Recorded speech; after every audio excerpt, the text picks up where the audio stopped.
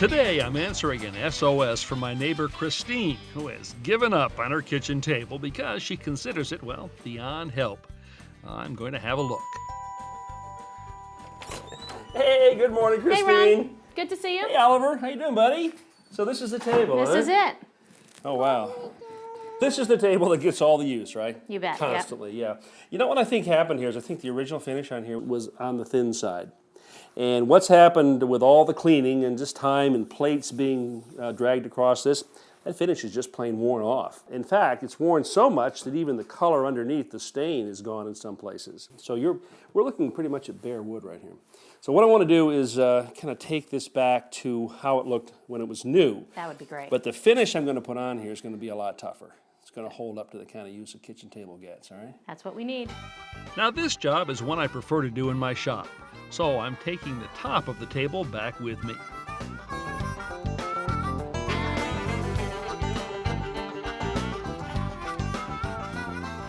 Now the first thing I'm going to want to do is remove what's left of this finish on here, and I'll be using a paint stripper. This is a thick paste brushable type. Okay, now I'm going to be applying this to the tabletop with a fairly wide, natural bristle, disposable brush. Now the whole idea when I'm working with stripper here is I don't want to overbrush it. I want just enough to spread this out because the chemicals in the stripper that do the work are gases. And if the more I brush this, the more they escape into the air, the less are left behind to do their job, which is to loosen the paint up. So just enough brushing to lay it on the surface like this.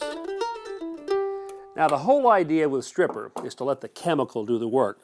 So I want to give this just a few minutes, and if you look at the surface here, you'll begin to see that the finish is actually bubbling up. It's lifting itself from the wood underneath, and that's what we want to be looking for.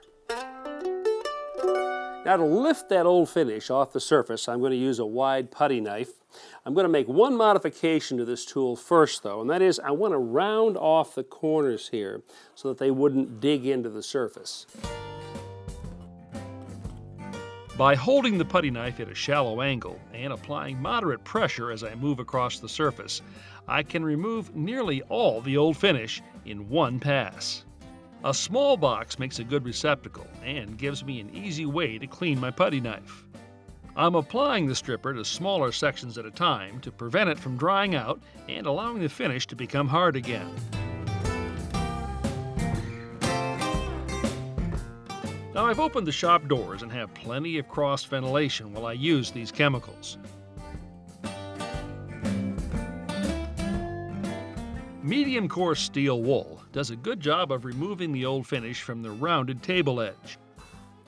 Now that paste stripper took off most of the finish. There's a little bit of residue here though.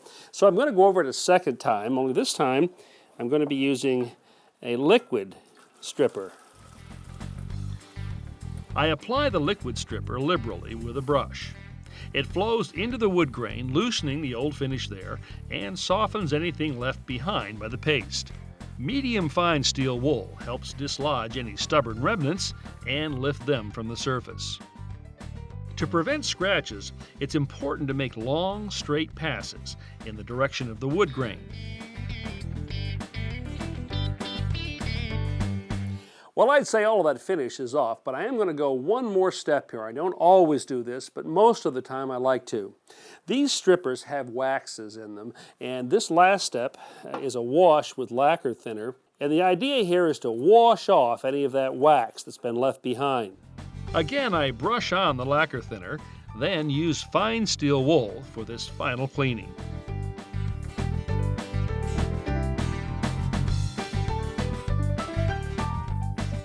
Now it's time for a little sanding, and I do mean little.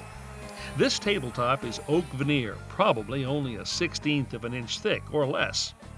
I'm using a finishing sander with 220 grit sandpaper.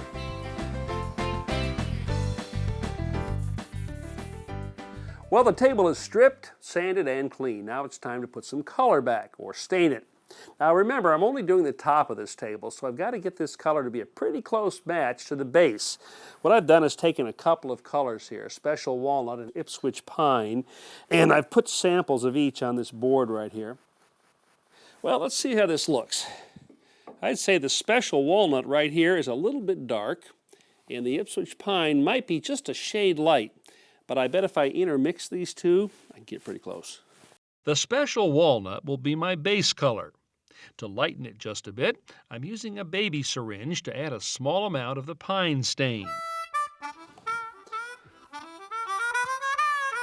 Now you can apply stain with a rag or a brush. I kind of prefer a brush.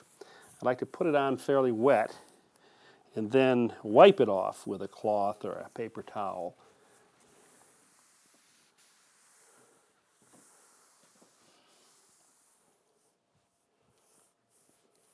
Here too, I work in the same direction as the grain, wiping in long, even, straight strokes. Well, the color's restored. I'm going to let this dry now for at least 24 hours, and then I'll come back and put a clear top coat on. You know, in just about any refinishing or painting job, preparation is the most important part of the project. And I think we've done a pretty good job of preparing this here. It looks fantastic.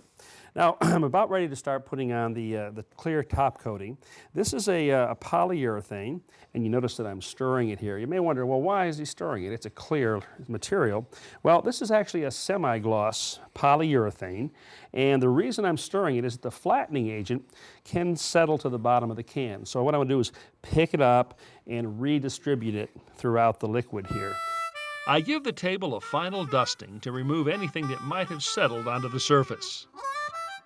Now this is an oil-based material, so I'm going to be using a natural bristle brush. And you know, I don't skimp on my brushes on a job like this. I want to make sure that I'm using the best brush I can find for a couple of reasons. It's going to lay a much smoother finish, and the likelihood of me dropping bristles out and leaving them in the coating is going to be very small. Rather than work directly from the can, I like to pour the finish into a clean container. Then load the brush by dipping it in and gently slapping it on the sides to remove any excess material. I'm using a satin polyurethane that will enhance the wood grain, give a soft sheen, and most importantly, provide a tough, durable surface that will stand up to spilled liquids and scuffing. In this case, I'll apply 3 coats and sand lightly in between. The final coat is thoroughly dry, and I'm now applying paste finishing wax with a pad of 4-0 steel wool. Now doing this eliminates any minor surface imperfections and gives the tabletop a smooth, almost velvety feel. I let the wax dry for a few minutes, then buff it with a soft cloth.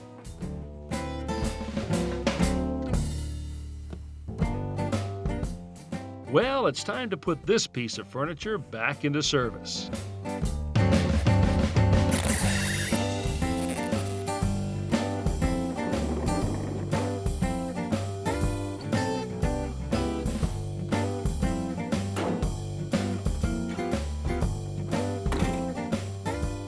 Ready? 1, 2, 3. Wow! It's like a new table. Turned out nice, isn't it?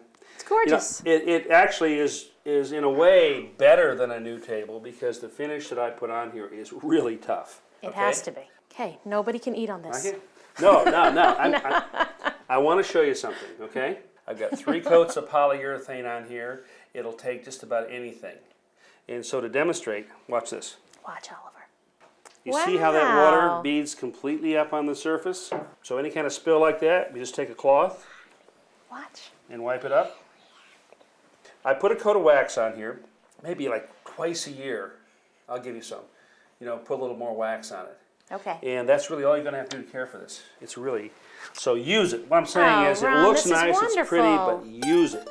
Well, you can't have milk without brownies. Made these fresh for you this morning. Ooh-wee. Hey, you know what? Thank you for my new table. You're very welcome. I'll do a table anytime for fresh brownies. That's a Do deal. we have one? That's a deal. Oh! Oh! Oh! You know, but from now on, you won't have to cry over spilled milk. Sometimes we can really be surprised at the beauty that's lying just beneath the surface. That's certainly the case here.